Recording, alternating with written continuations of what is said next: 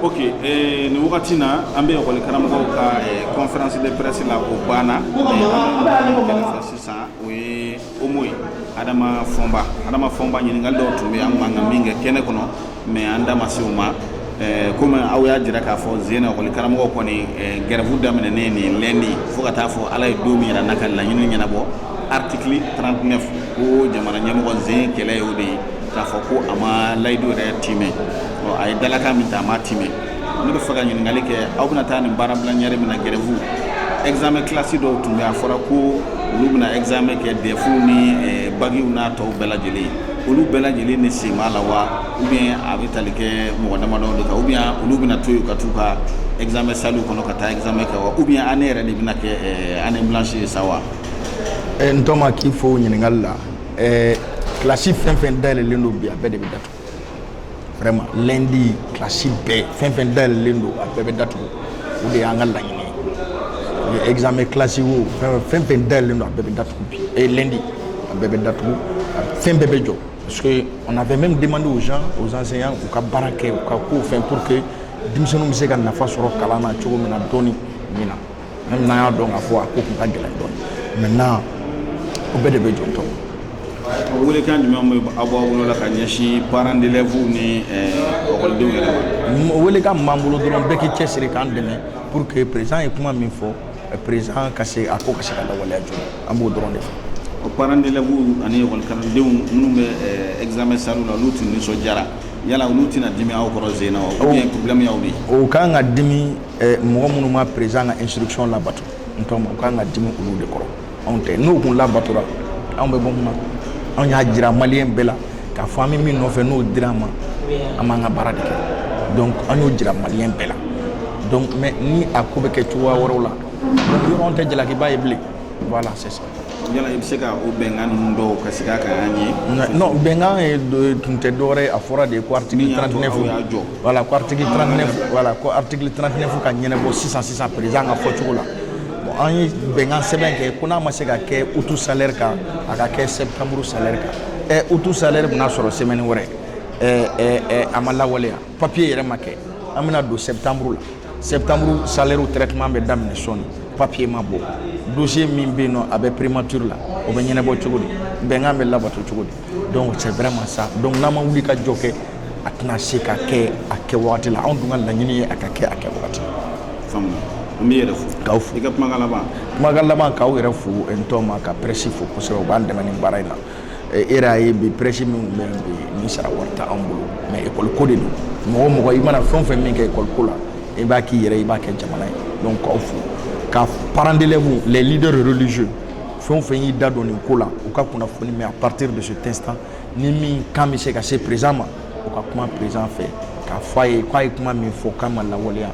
que disposition minnu kan ka ta olu ka ta joona parce que n tɔ ma ne y'o de fɔ n ko ni a ka di gouvernement ye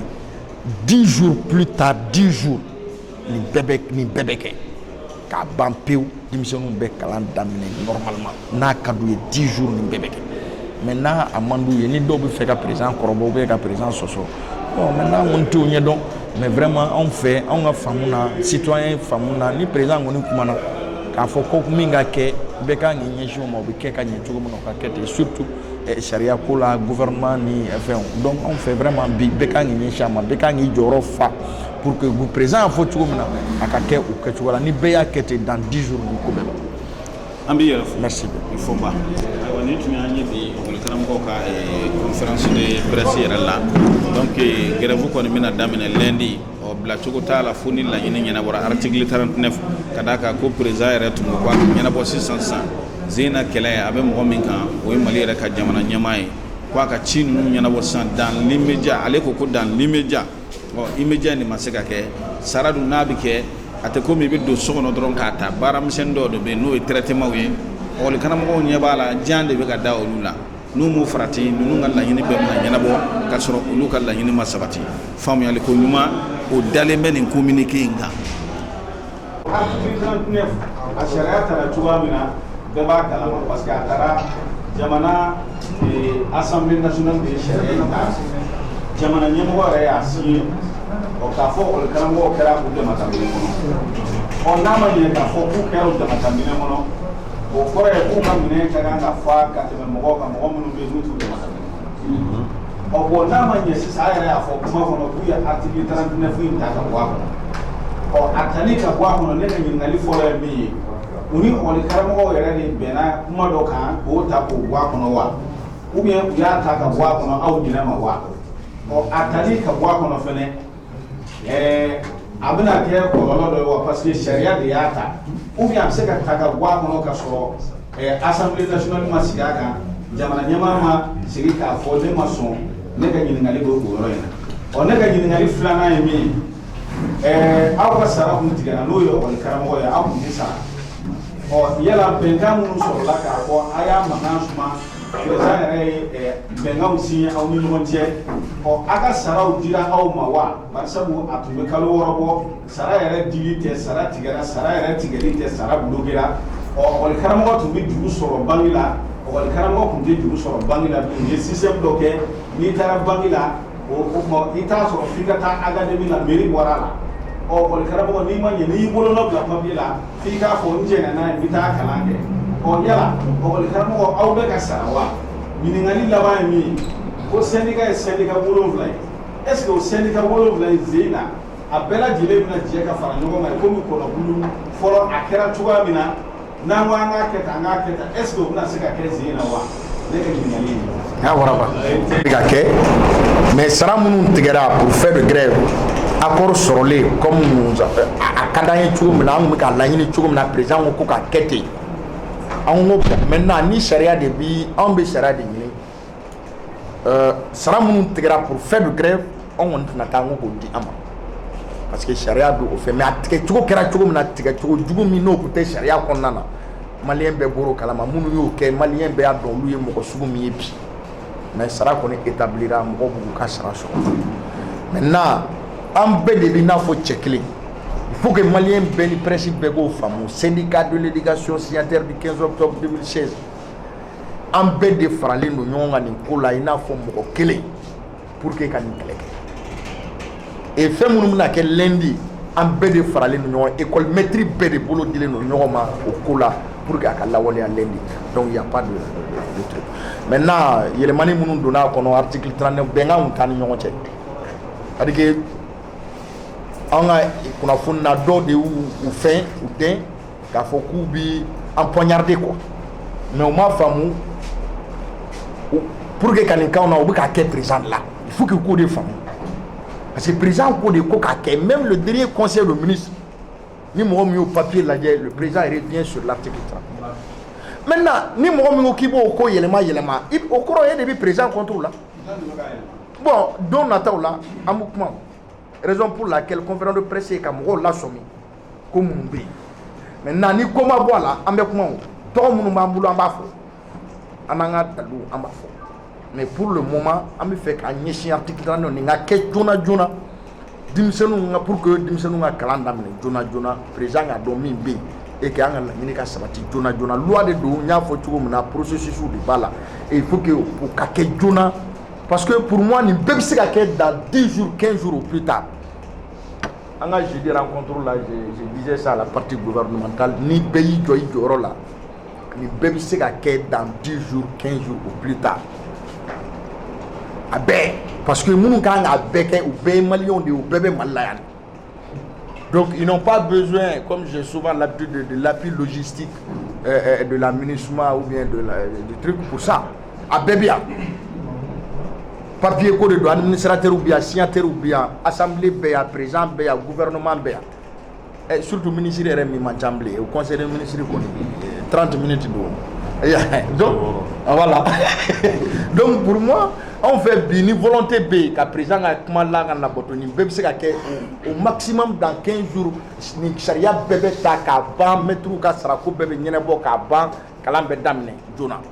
ni volonté bɛ yen je dis bien et je précise mais ni volonté tɛ yen ça peut traîner au-delà donc raison pour laquelle an bɛ kan k'an bolo di ɲɔgɔn ma ka wuli ka jɔ kɛ pour que nin ko ninnu bɛ se ka a ko bɛ se ka kɛ cogo min na. anw yɛrɛ m'a ɲini fana k'a ka segin parce que ni sariya de ko k'u k'a tigɛ anw bɛ kɛlɛ min na o sariya ko kɛlɛ de anw ko article 39 sariya de don donc a ka appliquer a appliquer cogo la i n'a fɔ sariya cogoya min na o de y'an ka laɲini ye donc o kɔnɔna na ni kɔlɔlɔ bɛ fana bɛ sɔrɔ o kɔnɔ an bɛ dɛmɛ donc pour préciser que tuma dɔ la an b'o fana kɛ ko maître ko k'u ka lasegin ma on n'a jamais demandé ça nous sommes des légalistes et je précise que a ma segin fana o y'o kunnafoni farafasiyalen ye dɔw t'a segin na basi dɔw t'a segin na o ma ka ɲɛnabɔ ko tɛ dɛ dɔw taara gɛrɛbu la k'u dɔn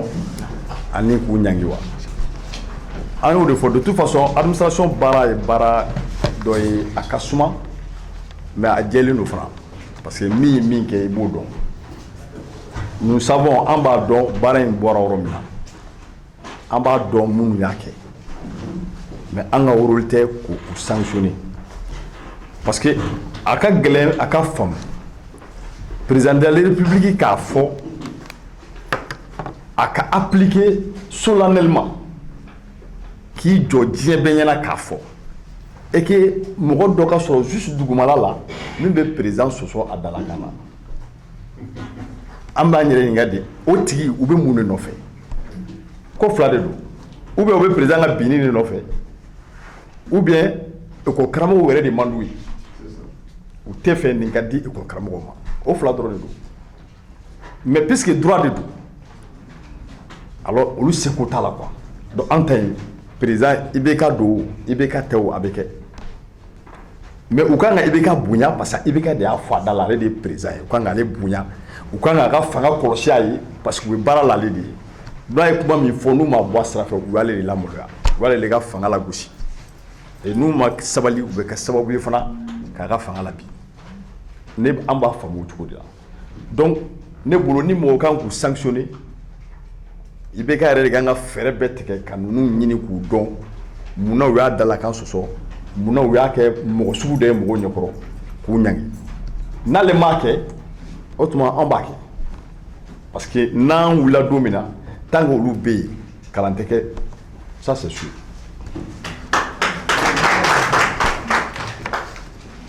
ɲininkali filanan ko an bɛ fɛ ka baara minnu kɛ académie ni CAP ninnu na nin ye dɔ fɔ a la tubabukan na mais n bɛ segin a kan bamanankan na minnu CAP ni académie minnu bɛ yen hali ministère de l'éducation yɛrɛ école karamɔgɔw caman de b'a kɔnɔ minnu bɛ baara kɛ u bɔra l'école karamɔgɔya de la ka segin ka taa bureau kɔnɔna la ka taa baara kɛ bi bi in na an bɛ don min na ko bi o mɔgɔ ninnu de ka weleli ka ca nin wariko la ka tɛmɛ anw yɛrɛ kan olu de ka ɲininkali ka ca nin ko la ka tɛmɛ anw yɛrɛ kan et pourtant anw de tɔɔrɔlen don dɔ tɛ se ka gulɔ min dɔ ka manamanakan fɔ ni wari ka d'u ye u ka don kɛlɛ la kɔnɔ an b'u laɲini u fɛ bi u ka bɔ u ka académie bila u ka CAPw bila u ka ministère bila parce que ministère de l'éducation la bon o mɔgɔ dɔw t'an na bi sinon SYNEC mɔgɔw de la ka kɛ an ye grève dɔ kɛ SYNEC mɔgɔw minnu bɛ ministère de l'éducation na u ye baara bila foyi ma bɔ a la et pourquoi militant tɔw ta kɛ pourquoi militant tɔw kɛ donc an b'o ɲini u fɛ u ka baara bila ka sɔrɔ anw yɛrɛ ma t'u jagoya u ka kɛ mais n'a ma ɲɛ k'an kan k'o de fana kɛ donc an bɛ taa an b'u sensibiliser u ka baara bila ni o si ma ɲɛ an bɛ se ka min kɛ pour k'u ka baara bila an b'o kɛ de toute façon on fera tout pour que ça marche pas voilà ensuite IM Mali mouvement pourquoi c'est à dire que ni kuma in ka gɛlɛn parce que n'i y'a fɔ cogo dɔ la dɔ b'a fɔ i bɛ n fɛ n'i y'a fɔ cogo dɔ la dɔ b'a fɔ i tɛ n fɛ Mali yɛrɛ ko bɛ résumé o la mɔgɔw ka principe mɔgɔw ka faamuyali cogo ani mɔgɔw ka baaraw tacogo mɔgɔ si t'olu bonya bilen bɛɛ ko ko i ye n ka mɔgɔ ye ou bien i tɛ n ka mɔgɔ ye jamana ko de dun don an y'a fɔ cogo min na anw ni M5 mɔgɔw ye ɲɔgɔn ye fɔlɔ avant que k'u ka baara dɔw dabolo kɛ an y'a yira k'a fɔ an ka jɛkulu in bɛ cogo min na a y'a fɔ cogo min na syndicat dɔw b'an na mun affilié don centrale la dɔw b'an na olu ye syndicat autonome n'i ko k'o syndicat sugu k'i k'u ta ko k'u latugu mouvement dɔ kɔ n'o ye mouvement politique ye a ka ca Ala fɛ an tɛna bila a la yan quoi an ka laɲini tɛ dɔwɛrɛ ye école karamɔgɔw ka lafiya bɛ kɛ cogo min na o dɔrɔn de bɛ yan kuma wɛrɛ foyi tɛ yan n'o tɛ politique ko kuma tɛ yan foyi ko kuma tɛ yan Mais nous avons dit individuellement, mɔgɔ ni mouvement y'i kunbɛn parce que jamana jɔ ko de don n'a y'i kun minɛ taa don a la mɔgɔ si tɛ mɔgɔ si balo la mais synergie an b'an mabɔ politique ko la parce que hali ni mouvement M5 RFI mɔgɔw ye fanga ta bi an ka tigi taara u b'a kɛ koyi u b'a kɛ dɛ k'a fɔ ko an ye fanga ta an b'a kɛ tan an b'a kɛ o kuma t'a la o ni nin bɔra ye a b'a kɛ wa ni nin fana bɛ yen a fana b'a kɛ donc o bɛɛ an bɛ don min na ko bi minnu bɛ centrale la olu bɛ mouvement kɔnɔ officiellement mais minnu t'a la olu b'a kɔnɔ individuellement u yɛrɛ ye voilà donc o de y'an ka position ye parce que anw kɔni bɛ yan école karamɔgɔw dɔrɔn de kama et an bɛ dan o ma voilà donc je crois que j'ai répondu à ces différentes questions en bambara. Non, seulement 39 dossiers bien mis. C'est ça l'objet de la conférence de presse. Et les actions planifiées par les syndicats de l'éducation signataire. Les autres débats feront... nous allons tenir les autres débats ailleurs. Mais vraiment, aujourd'hui, parlons de l'article 39. Je vous demande cela. Voilà. Je me demande où est le président de la République. Où est IBK? C'est la question que je me pose. Et je pense que c'est la question principale que beaucoup d'entre vous se posent. Président Bemi, est-ce que le Mali a un président aujourd'hui? C'est ça. Pourquoi cette question? Parce qu'un président de la République ne peut pas donner instruction à un gouvernement et le gouvernement traîne dans l'exécution de cette instruction. Parce que quand le président disait une application immédiate, en principe, le gouvernement devrait de tous les moyens nécessaires pour que l'application puisse être une réalité sur les salaires du mois d'août. Parce que c'est ça l'immédiat. Namboro Konodro Kata septembre là. Bon, voilà, donc le gouvernement, est-ce que le gouvernement est dans la logique du président de la République? Est-ce que le gouvernement est contre son président? C'est la question. Quelle est la valeur de la parole du président de la République au Mali? Parce que c'est ça. Quelle est la valeur? Parce que dans certains pays, quand le président parle, l'exécution suit immédiatement. Voilà. Mais c'est ce que nous voulons aussi de notre pays. C'est ce que nous voulons de notre pays. Ni président Koumana c'est ça. Les gens veulent se sentir gouvernés. Et là, c'est le leadership du président de la République. Et ni président Koumana, il faut le gouvernement Doreke. Maintenant, les gens doivent se poser la question. Parce que la question relative que je vois, si nous n'avons pas baissé très vite les mains, non. Quand le président a parlé, et nous avons signé un accord.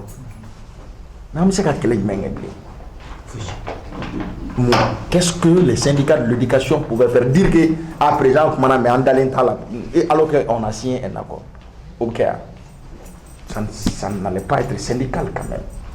Donc après l'instruction donnée par le président de la République, après la signature du procès verbal de conciliation, les syndicats, les enseignants étaient obligés d'aller en classe. Vous savez, quel que soit le degré de Mouna, mais le dossier dort à la primature. Il faut que Malion donc mettre au Mawar Soro et que le dossier dort à la primature. Nous voulons que le président et